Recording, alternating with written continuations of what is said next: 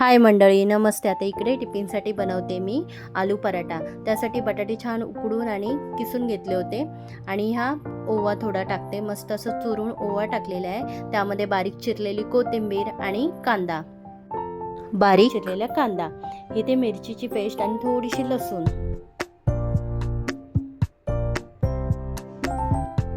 आता बघा, त्यामध्ये आमचूर पावडर 1 चम्मच,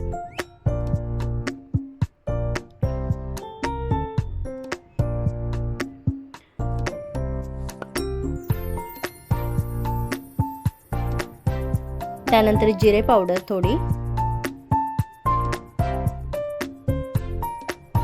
आणि धने पावडर.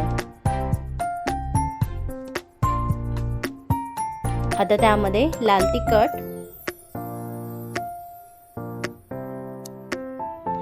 आणि चाट मसाला.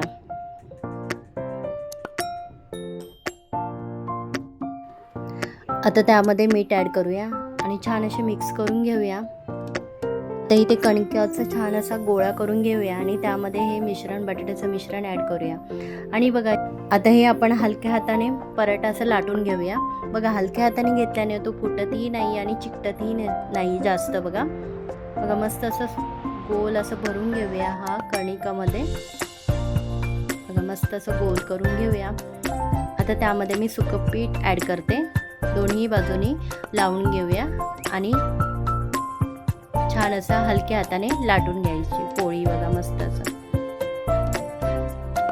बघा, मिश्रण असं बाहेरही फुटत नाही, दिसत नाहीये मसाला आलेला असा बाहेर. बघा, मस्त अशा हलक्या हाताने झालेला आहे हा लाटून. आणि छान असा खरपूस आपण तूप ॲड करून, किंवा तूप नसेल तेलानेही भाजू शकतो, पण तुपाने छान चविष्ट आणि छान होतो, खरपूस होतो.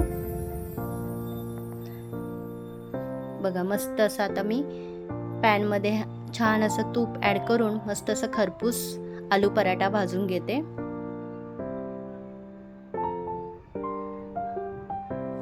बघा, मस्त असं खरपूसही झालेलं आहे. मस्त असा आलू पराठा तयार.